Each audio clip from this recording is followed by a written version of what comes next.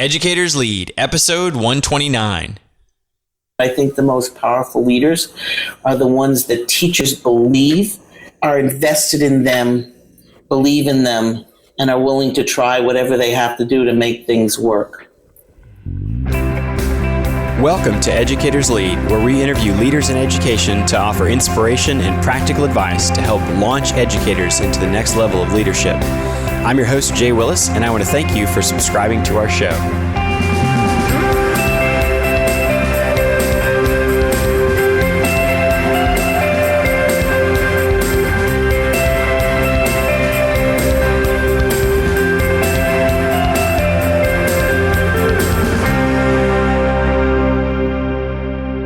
This is John Lee Dumas of EO Fire, and you're listening to Educators Lead. Let's join my friend Jay Willis and get ready to take your leadership to the next level.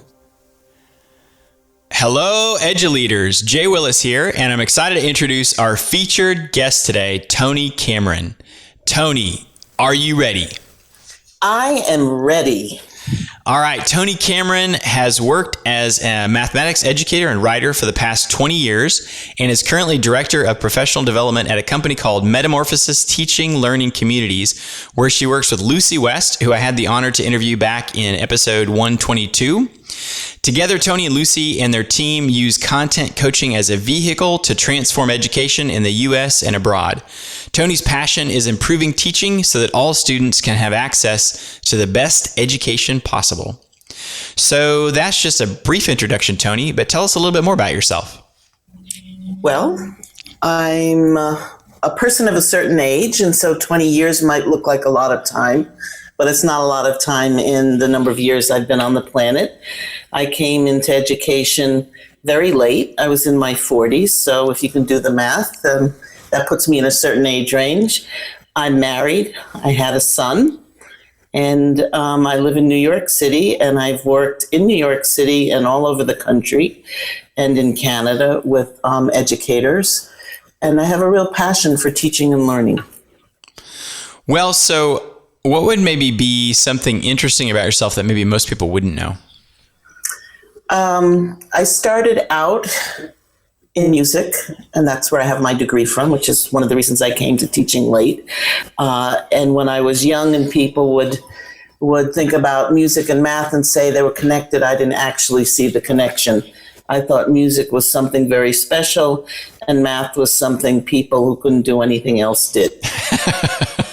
That's funny. You know, my wife is a great pianist, and she's also really good at math, and she's made that, not like concert hall or anything, but she's really good. She can hold her own. Wow. But so but she's made the comment before that math and music are very closely related. And I was like, and of course I'm not really a musician, so I'm just kind of shrug my shoulders. Okay, well, whatever you say, Well, they are closely related, and one of the tragedies of my life is I never had a teacher in mathematics that actually opened that door for me.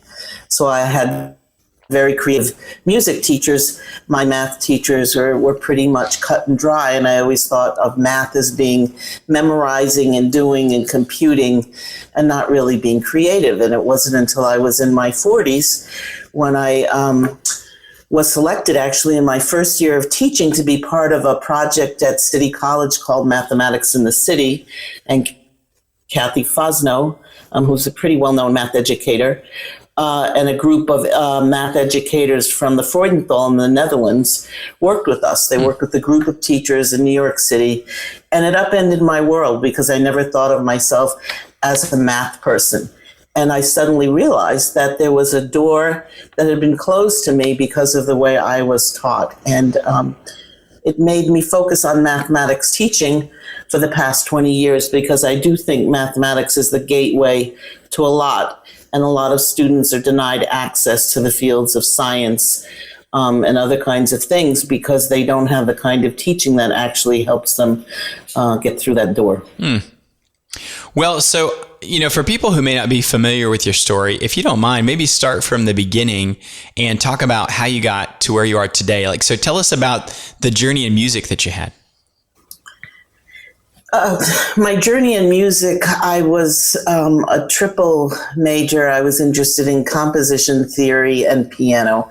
And I wasn't sure if I wanted to just create music and compose, or if I wanted to be a concert pianist. And I didn't really have the temperament to be a concert pianist. I was too much of a performance mindset, which meant that I wanted to be perfect, and I could never be perfect. And so therefore I was never satisfied with anything I did. But my husband is an actor, and at the time we're living in New York City, and I wanted to go to school in Indiana. I was going to get my doctorate in Indiana University, but he didn't really want to leave New York because he's an actor, and that's where stage actors want to be. And so I stayed in New York City and then started to do other things. Like I taught music. I worked with other musicians to help them think about their scores, edit their scores. I worked as an editor. I worked as a writer. I had all kinds of odd jobs. And I went to different schools, and I studied both writing and music, but not towards a degree. And so I had this background in writing and music that all the way through my 30s, I followed passionately. And it wasn't until I had my son, when I was around 32, that I realized, watching him learn and watching how his mind worked, I realized that there was something incredible in the human mind and how it unfolded that I wanted to explore. And that's what got me interested in education. So I went back to school and got a master's from Hunter College. And I started working in an early childhood school in Harlem, and I have never looked back. Education has become my passion, and I think of it as the equity issue, that really good education is what separates people, and that in whatever capacity I can, I want to help students from all backgrounds learn to the best of their abilities. So what's been your path in education then, from that first position? So my path in education, I started out, it was very funny to me because the school I started working in, my principal saw something in some lesson I did that she thought I was a math teacher, which I found uproariously funny because I never thought of myself as a math teacher. And so she put me in this position of running a math lab. And then I worked as a kindergarten teacher for a year, and then I went back in math lab, and then I became a staff developer in the district I was working in. So in the school I worked in, I was nudged into mathematics right from the beginning, which my dad, who was a scientist, said at the time, it sounds meaner than it is, but it was actually kind of funny. They must be desperate for math teachers in New York City. And it was early on in my career that I hooked up with the Freudenthal educators and Cathy Fosnot, and that transformed my life. And so that's how I wound up in mathematics education. So you were a teacher in the classroom for how long? 1 year. Okay. And One year in kindergarten. I loved kindergarten. I thought it was incredible. So then what's led you now? So where are you at currently? Kind of talk about that. And then what led you to there? So I worked for 7 years for District 3 on the Upper West Side of Manhattan as a classroom teacher, as a math lab facilitator, which is where you work with small groups of students. It was a federally funded project, to a staff developer where I worked in different schools. And then in 2000, Cathy Fosnot asked me if I wanted to co-direct Math in the City with her. So I moved to Math in the City and started working up there on that project. And that project was really focused on how to develop educators, how to develop teachers, classroom teachers, into mathematics practitioners. And as part of that project, we've had videotapes of classrooms that we used for professional development. I created facilitator-guides along with my colleagues for professional staff developers to use with teachers. And so it was a project focused on teacher development. And that's what nudged me in the direction of coaching, because as a math educator, I was in schools working with teachers, and I started coaching them. And I think it was in Atlanta that Lucy and I hooked up at one conference and started talking, and realized that we really shared a passion around coaching and leading. And that's when she offered me the position to work with her as a partner and collaborator. And from that partnership came the book Agents of Change that Lucy and I wrote. I think it came out in 2012. Yeah, so tell us about that. So the book is called Agents of Change, How Content Coaching Transforms Teaching and Learning. So what's the story about? How did that book come about? It came about initially from conversations about coaching, and I had been doing coaching in my own way. And Lucy, of course, is very well known for her work in content coaching. And at the Math in the City project, I ran a coach collaborative where I worked with coaches. And so what we did was we melded our different ways of working with coaches together into this new way that's part of the book. So the book took about 2 years, I think, to write. There's a case study in the book of me coaching an inner city third grade teacher, which is an example of content coaching and what we mean by it. But the biggest thing that's come out of working on that book has been the passion around leadership and the challenges around leadership in the schools, where people are given lots of directives, and sometimes those directives interfere with the best practice. Even though everyone's talking about best practice, sometimes the things they're asked to do actually interfere with getting best practice to happen. Well, so what exactly is content coaching for people listening who aren't familiar with it at all? Okay, I would say you might have to read the book. No, content coaching. Just give us a teaser, Content coaching is just what it says. It's coaching that's rooted in the understanding of content, deep understanding of content. And with that kind of content understanding comes a format for coaching that looks at how do you plan a lesson. What does an effective lesson look like and sound like? We have a guide to core issues that actually looks at the what, the why, the who, and the how of planning. Most teachers focus on the how, and they don't really understand the what, the why, or the who. And so their lessons are often ineffective because they're focused on the mechanics and not the deep learning. So the planning is critical.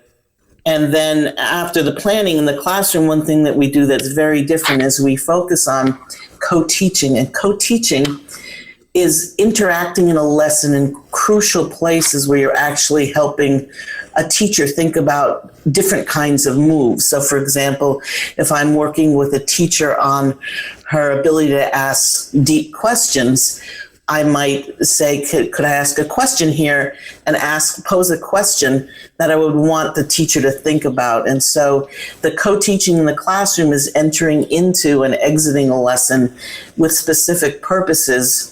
And the purposes are usually geared around teacher development and teacher understanding. And so the 3-part cycle is planning, co-teaching in the classroom, and debriefing. And the debriefing of the lesson is where the content coach and the teacher actually map out what did students learn? What evidence do we have of their learning? What did we do that was effective? What might we need to improve? And then they set goals, not just for student learning, but for teacher learning. And so it's this iterative cycle that develops the practitioner, develops the thoughtful practitioner.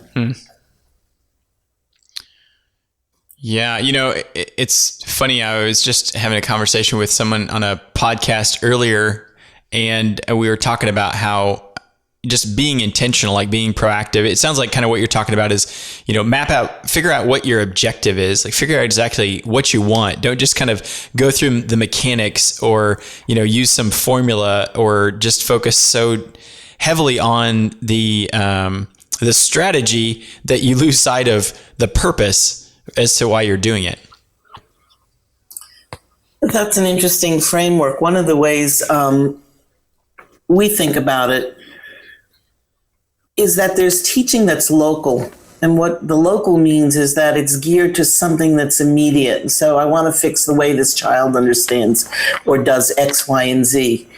Teaching to the big ideas or teaching globally is really teaching children how to think. And so a lot of times teachers get caught up in the mechanics of the lesson or what is the standard I'm trying to teach, and they don't think about what are the implications for what I'm doing for this child down the road. And so helping a teacher shift that lens from, yes, a child needs to understand this, but they also need to be thinking in bigger ways about their own learning and have ownership of that learning.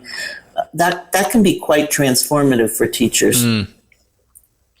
Yeah, sometimes I'm kind of a creature of habit, but then sometimes part of my personality is I can really enjoy routine a little too much. And then at some point I've noticed myself, especially as a father of 3 kids,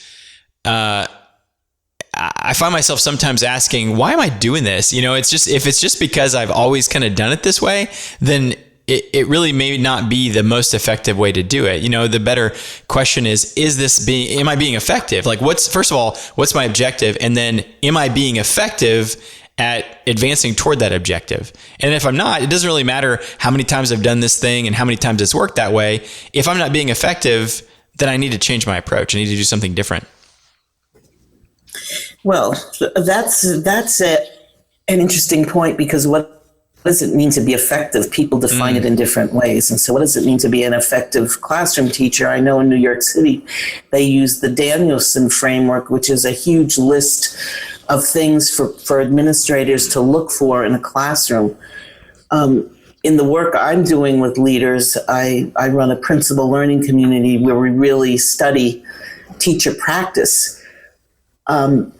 What are you looking for when you go in a classroom? And do you have to look for 40 different things to know whether or not a teacher is effective? So, for example, what's the nature of the teacher's questions? Who owns the learning? Is the teacher doing all the work? There are some pretty simple things you can look at that actually have huge implications. For example, does a teacher write on the board, and what gets written? When does it get written? Is it clearly mapped out for a student to understand how ideas are connected? So there are these very sophisticated pedagogical tools that teachers have to develop. But leaders coming in to support teachers also need to understand what it looks like and sounds like, so they can support the teacher in getting better in the practice. And so one of the things I've been working on in the principal learning community is this idea of how do you give feedback to a teacher when you're not a content expert? And this idea of what is effective feedback? How do I know I'm actually impacting a teacher's practice?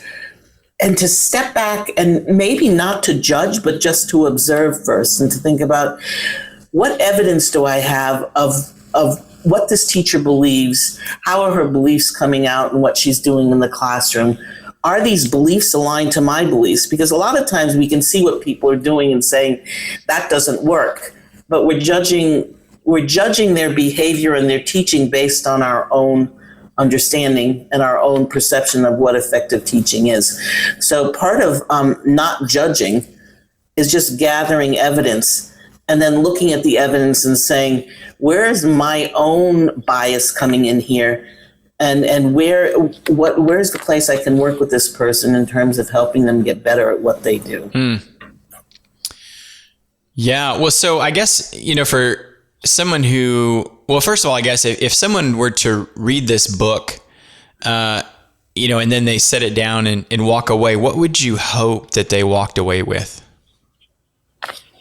I would hope people reading our book would think about the power of the human mind to understand and change, and that the job of every educational leader is to find the way in, is to find a way to help someone understand what it is they do, to celebrate what they do, that's wonderful, and then to think about what do I need to work on to get better. And sometimes what's missing is the celebratory piece, that it's easy to see what's not working, but it's often challenging to recognize, you know what, this is actually pretty effective, some of the things you're doing.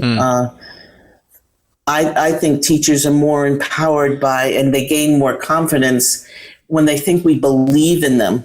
So the power of belief is one of the things that makes me never give up on a student. It makes me never give up on a teacher, because if I fail to impact that teacher's practice, that's not on the teacher, that's on me as the coach, because I failed to find a way in. I failed to understand.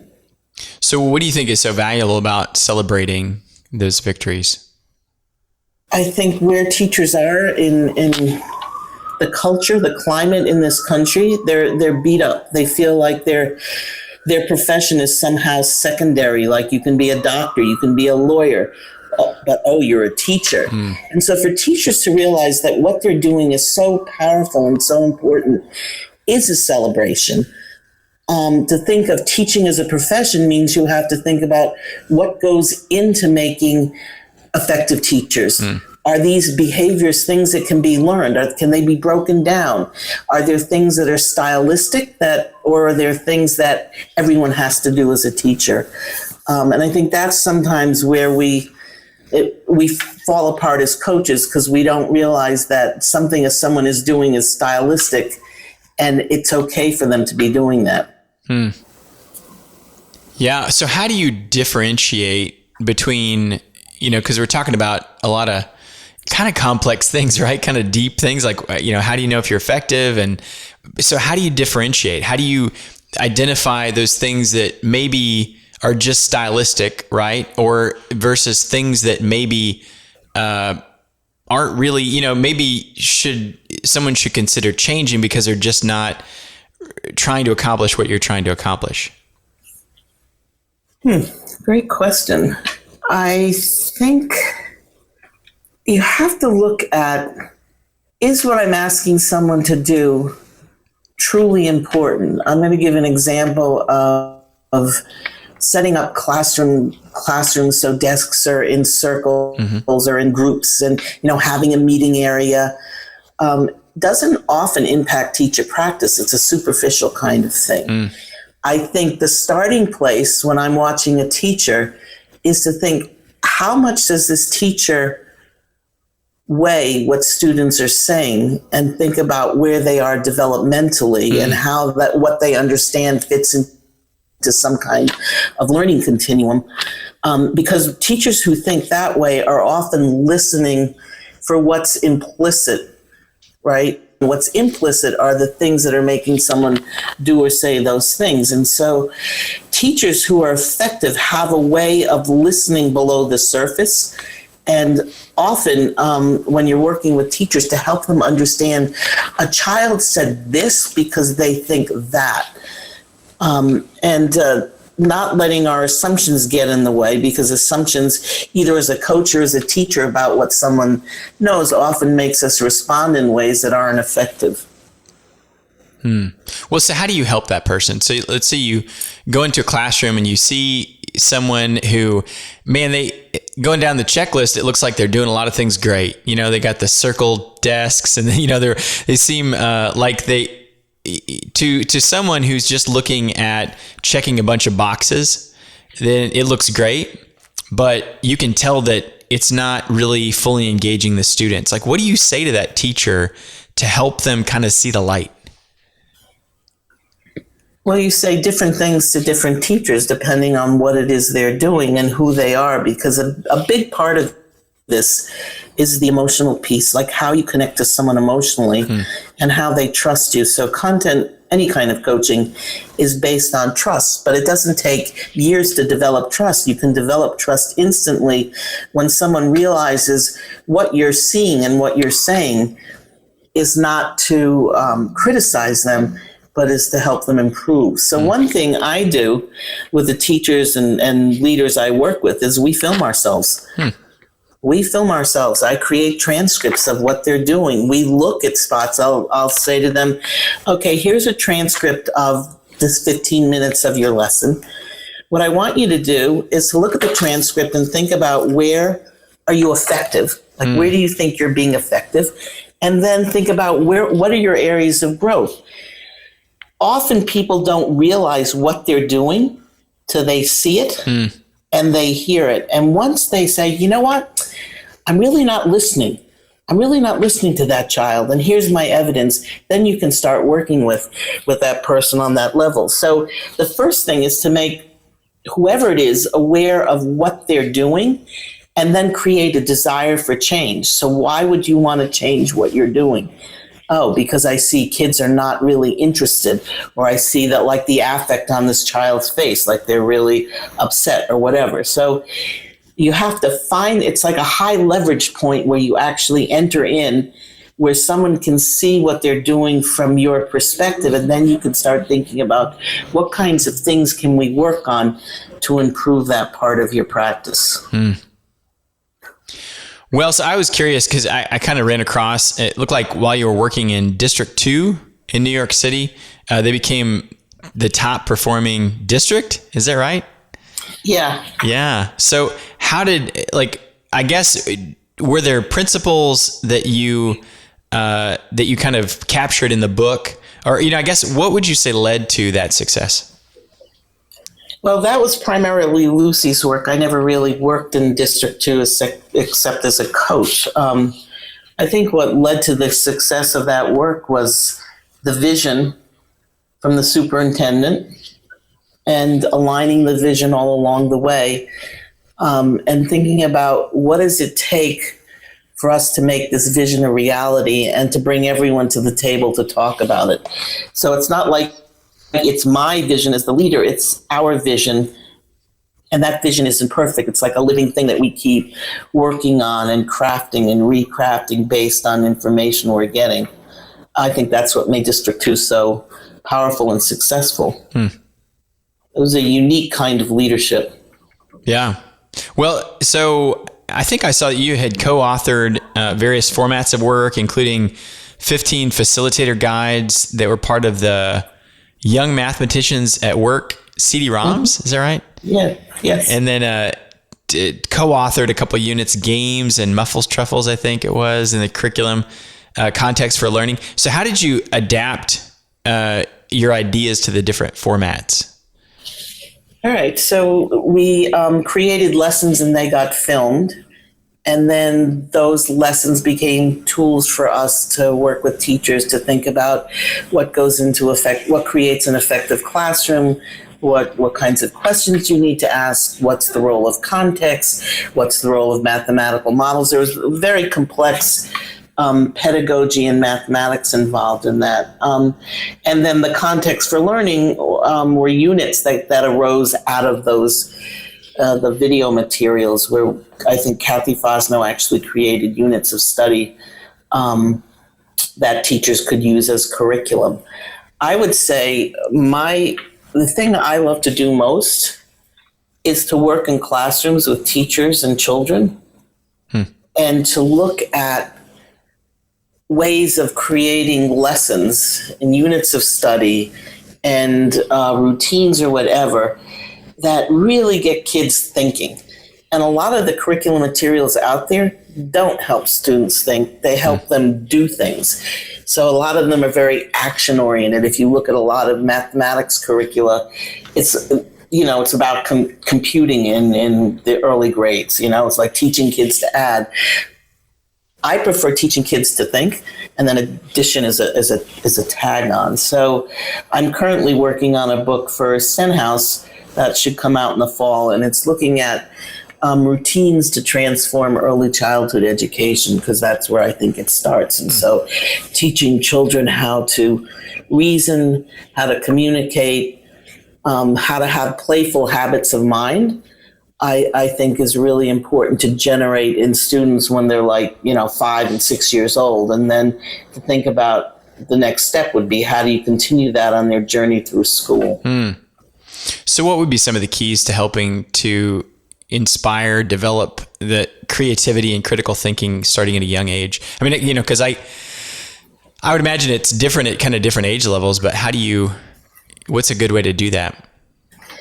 Well, I think one thing is to create a culture where kids have to be okay with ambiguity. So if you live in a culture where there's a right answer, you're always searching for the right answer, and you know that someone around you has the right answer, and usually it's the teacher. if the teacher steps back and is a thought partner and uses questions in a way to probe, but never gives away the store, and has lessons that have a kind of ambiguity in it, then the child has to actually develop ways of reasoning and convincing. So I think it's this, here's why I think it's this. And that kind of argumentation that's so critical for mathematics. Yeah, so what do you think are some of the biggest obstacles to mathematics achievement that schools face? Well, the first one's probably teacher content knowledge. That's a big impediment. So if you're teaching fifth grade, the depth of the content, if you don't understand what it is you're teaching and what the big ideas are and how the big ideas are connected and what the precursor ideas are, you're teaching in a very flat way. So if you think of learning as an if this, then that, if a child understands this, then they can understand that. But if they don't understand this, then they're definitely not going to understand that. And so I think one of the biggest impediments is teacher content knowledge. And it's really tricky because in elementary school, let's say you're teaching how many different subjects. You can't be an expert in every subject. So that's a challenge in elementary. I think another big problem is the curriculum materials teachers are asked to use. We have curriculum developers that try and create curriculum that are teacher-proof. They don't want teachers to think. And so they say, if you just say this and you do this, then the kids will learn. But what we have evidence of is that they're not learning. And the reason they're not learning is because we're not helping them develop ways of thinking. And so those are two of the biggest impediments. Part of the challenge, too, is the whole structure of the educational system. So think about if you go through education and your only experience with mathematics is this dead, dried version of mathematics, how are you going to teach? You're going to teach in the way you were taught. So it's almost as if we're trying to change a culture, but people are part of that culture, and to think outside of the culture is incredibly challenging. And then finally, all the regulations, the testing, it's this, the culture of education that's so product oriented. I think that's created this this hamster wheel that people are running on, and we go around and around and around, and we never seem to get anywhere. And at the end of the day, there's all this finger pointing about, well, if only teachers would do this, or if only school districts would do that, or if only, parents would train their kids to do whatever. We're in a time, there's going to have to be some kind of revolution in education, and maybe it will come from the research on how the brain works and what's critical for learning. And then people will have to start rethinking about the way schools look and how we have students sitting, and just the lack of creativity in most schools.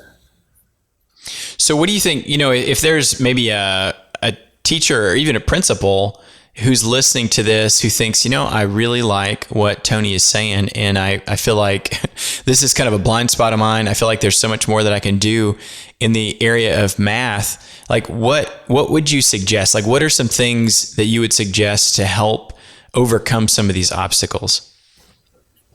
I think first you have to identify what the obstacles are, and then think about what it's realistic for you to do as a leader. So you're not going to change every single teacher in your school in the way they think in a year. But if you create a coherent plan of action and think in year one, if I work with the teachers that are really invested in changing how they think about doing X, Y, or Z, and then I'm going to use those teachers to help other teachers. So it's the power of the grassroots movement. Like, who are your initial people? How do you create a coherent vision so it's not just one person's vision, but it's a team vision? How do you start aligning every single thing you do around that vision, whether it's the curriculum, whether it's professional development, whether it's bringing parents in? And how do you grow everyone on your team and leave no one away from the table? So it's almost as if you're setting a table. Everyone gets invited to the table. They get invited at different times because you're trying to think about who needs what when. Yeah, kind of like the I mean, it's a common thing that people say is, how do you eat an elephant, right? Just one bite at a time. You can't swallow the whole thing all at one time. You just do what you can. Start, don't look at the whole situation and just throw your hands up because you're overwhelmed, trying to take the whole thing on at once, but just do a little bit. And then tomorrow you can do a little bit more. And, eventually then things can look more like you want it to look, but it just may not happen overnight. I think the main thing is not to give up hope. And the thing that keeps me going every day is I believe in the power of the human mind, the human soul to change. And I really think that when teachers are empowered in ways to think and create, we're going to see a change in what we do. Right now, teachers are treated as if they're some kind of machines. And they're not empowered. And I think we see the effect in their classrooms and their attitudes and why we see people dropping out of this profession. I think the thing that keeps me going is watching children when they're really engaged in something, when they're learning, when the passion, the power, it just keeps me going every single time. So no matter when I feel discouraged, I have video of children learning that I watch that gives me hope. Because if I can change one child's thinking, I can eventually change the way the whole world works. And that's powerful. So what advice would you have for a leader, like a school leader, a principal, to help empower the teachers? I think you have to be an educational leader, not a bureaucrat. I think we live in I couldn't function in the bureaucracy, which is why I left the Board of Education. If you're in that system, I think finding a way to learn with your teachers, to be a part of the learning sphere and not to be a part of the bureaucratic sphere. And I'm not saying I have an answer to that, but I think the most powerful leaders are the ones that teachers believe, are invested in them, believe in them, and are willing to try whatever they have to do to make things work. Well, so in your own personal journey, I know you've spent a good while in education, and I know you have some just amazing stories that you could share of the impact that you've been able to witness and to be a part of. But what would be maybe one of your best stories? One of your biggest light bulb moments, or just, a story of an impact that you were able to be a part of in some way? Actually, something happened recently that everyone who was part of this community, this learning community, actually came up and said to me, this is something that really upended my world. And what happened was, I work with principals, and part of the learning community, they say, I'm going to focus on this, and I'm going to videotape myself doing that, and I'm going to think about how to improve whatever. So this one principal chose a teacher that she felt was having a challenging time fitting into her community, and whose teaching practice didn't really align with what she thought best practice was. And she took on that challenge, which was incredibly admirable. I'm going to work with this teacher, and I'm going to come to understand her and to help her improve. And so she videotaped the teacher teaching a lesson, and she videotaped herself giving feedback. And when I met with her, she did this for 3 sessions. And when I met with her before this work with another group of principals and coaches, and we were trying to structure the day. And I said, what is it you would like to share? And she said, I'm so frustrated because I really don't feel like I've made an impact. We speak, we have these great conversations, and then I go back in the classroom the next time and I see no change. And I'm thinking, what's wrong here? Why isn't this working? And so as we spoke, I raised the question, who is this teacher? And why is she making the choices she's making? Do we really understand that? And it sort of upended both of us, because we had never really thought that way before. We thought about what we wanted her to do. We thought about how we might get her to do it, but we never thought about who is this teacher? What are her belief systems that she's operating from? And once we understand those belief systems, how can we then work with her? And so the principal sent this teacher a questionnaire and asked her to fill it out. And they had a conversation afterwards. The video of the principal and the teacher speaking, where the teacher was talking about who her teacher was and why this was her favorite teacher and what this teacher did that made her feel good, and all the control we saw in her classroom, and this very rigid way of presenting things, and that looked really harsh. We started to understand she was operating from this viewpoint of what teaching was that was rooted in her own experience of what she thought a good teacher was. And once we realized that, we realized, so we have to work with the person and their belief system in order to change. And so in this final in this conversation the leader had with this teacher, the teacher actually said, maybe I have to think about what's the difference between being feared and being respected. And that kind of insight is what can change a teacher's practice. Not someone trying to change you from the outside. It's you trying to change yourself from the inside, recognizing, I want to be respected, and maybe my students fear me. I don't want to be feared. And what's the difference between those two things? And then how do I behave? Or what kinds of things can I do to be respected but not feared? It was really incredibly powerful to listen to this conversation, because it was a window into someone's mind and someone's soul. And it came because the principal was asking honest questions, and it was obvious that she cared about this teacher as a human being. And I think that's missing in our system.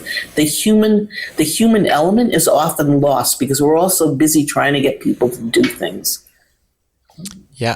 What's the key to keeping that focus? I mean, because, I think everybody who starts off in education has, for the most part, they have good intentions as to why they're wanting to be in education. I mean, you don't get into education because you're wanting to get rich, or, you care deeply about people and catching kids at a critical time where you can help to, shape the trajectory that they go. But then it seems like, especially the more responsibilities you get, you just it's easy to kind of lose that perspective.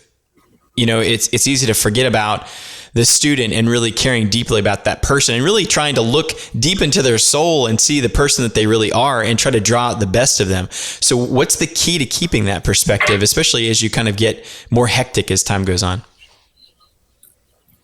I think one of the keys is not to lose hope. And you keep hope by thinking about what's powerful, what's beautiful, what engages me, and to find those moments of joy or bliss in everything you do and look for them. So when I go in a classroom, I look at the students. I watch their faces. I think about how one really great lesson might change someone's life. Some of the great lessons I was part of as a 40-year-old changed my life. So the power of teaching is what keeps me engaged. And even in my most discouraging moments, when I feel like, oh boy, this is really hopeless, I can't go on. I think that, no, it's not. I think that that's like a local perspective where you're seeing yourself in a moment as opposed to a more global perspective. And I think that we are changing education and that it will change. It might change more quickly if we weren't working in the dark, but we are sometimes working in the dark. Yeah. Also, I'm really loving this, but just for the sake of time, I'm going to jump into our rapid fire questions if you're ready for those. Yeah, rapid fire. Now, they don't have to be rapid response. So, first off, what would you say is the best advice you've ever received? Don't make it personal. Do you want me to elaborate? I'd love for you to, yeah. Don't make it personal because we internalize things that are said to us in ways where we start telling ourselves stories about what's happening. And so when you make it personal, you build something up into more than what it is. And so to actually separate fact from fiction and to say, this person might have said that, and I might be feeling this, but I'm not going to take it personal because it might mean something totally different. And that's a hard rule to live by, but not taking it personal is the best advice I've ever gotten.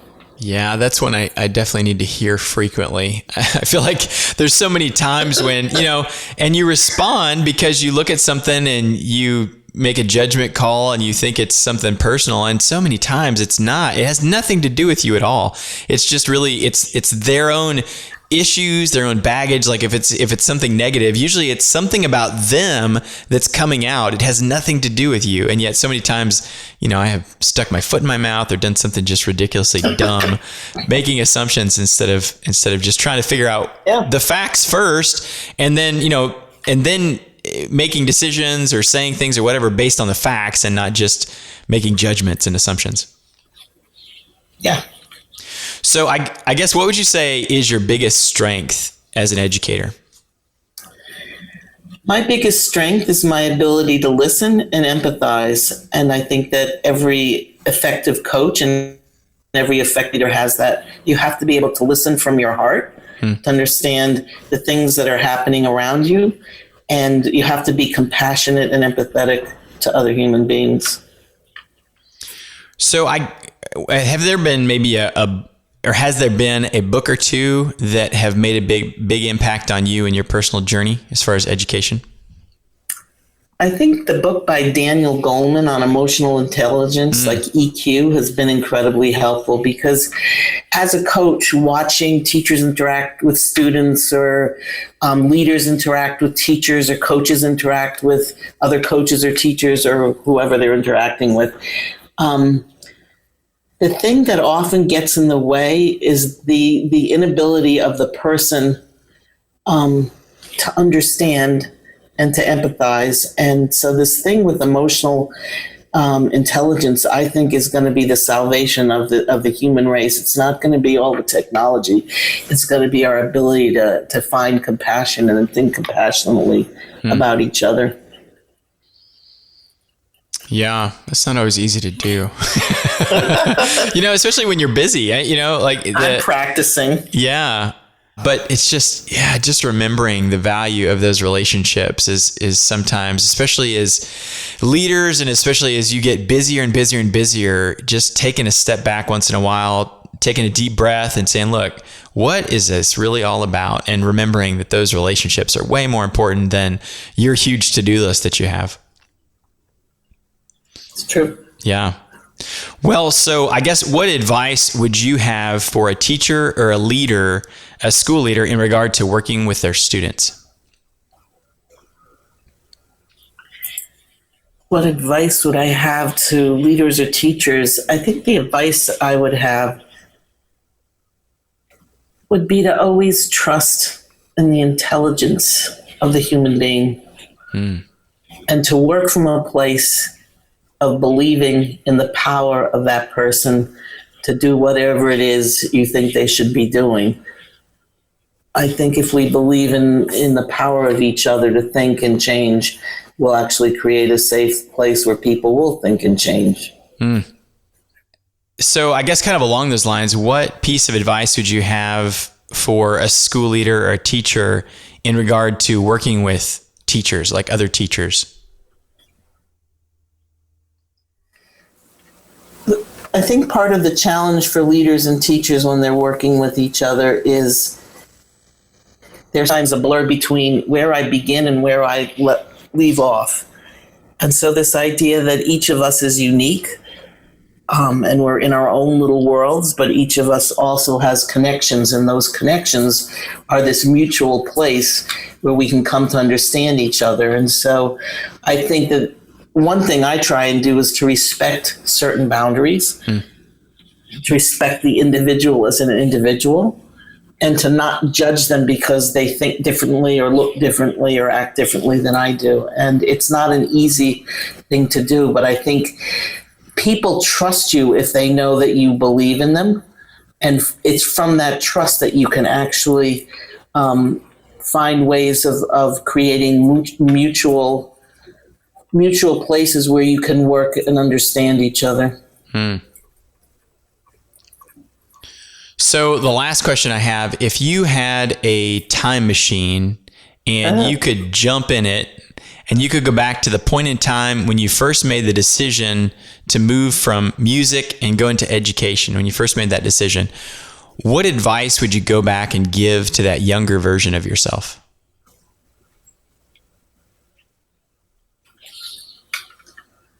I think the advice I would give to the younger self is to always trust in the path.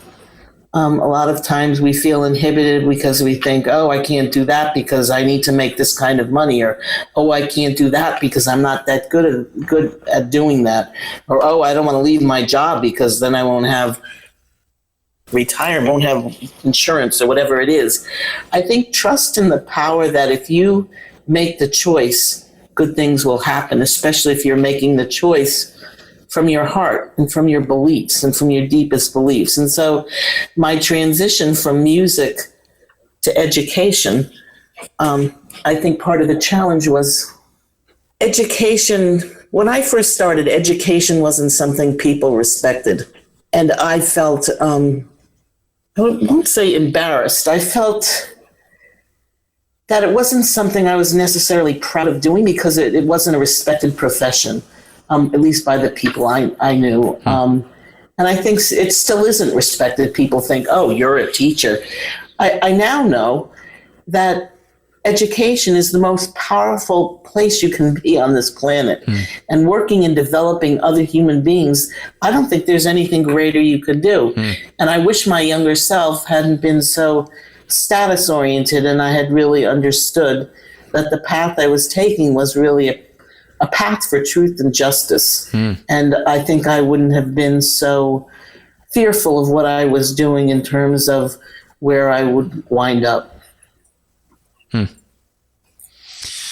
So finally, if one of our listeners wants to reach out to you after the show, what would be the best way to connect with you? Just call Metamorphosis. We have a website. There's a phone number. Yeah, you want me to make an ad for Metamorphosis? Well, sure. I tell me the website. I'm going to put that in the show notes too, but just for listeners who may be jogging or something. All right. Metamorphosistlc.com is the website. You can Google Toni Cameron or Lucy West, and all that information will come up. Great. And like I said, I'll make sure to put that in the show notes as well. All right. Terrific. So EduLeaders, this has been a great interview today. For the show notes of today's show and other resources, visit educatorslead.com and type the word Toni, T-O-N-I, into the search tool to find her show notes. Toni, thank you for sharing your journey with us today. You're welcome, Jay. You made me say things I never thought I'd say. I hope it wasn't bad. No, it was great. Thanks a lot for your time. That wraps up another episode of Educators Lead. This podcast is brought to you by Mometrics, the #1 test preparation company. Mometrics offers study materials for over 1,800 different exams, including the SAT, ACT, GED, end-of-course exams, state standard exams like the STAR, teacher certification exams, advanced placement, CLEP, ASVAB, GRE, and so many more. Mometrics takes the mountains of information students could be tested over for any given exam and boils it all down to just the fluff-free golden nuggets of information that are most likely to be on the exam. They couple that with some great study tips and test-taking strategies to help students maximize their test scores. With their interactive tutorial videos and a layout that makes lesson planning easy, Mometrics study guides, flashcards, and practice questions are a great fit for individual or classroom use. To learn more about our products and our vault of hundreds of free tutorial videos, please visit educatorslead.com/test prep. That's educatorslead.com/test prep. EduLeaders, thank you for joining us on Educators Lead. Visit us at educatorslead.com for everything we talked about today, free resources, and much, much more.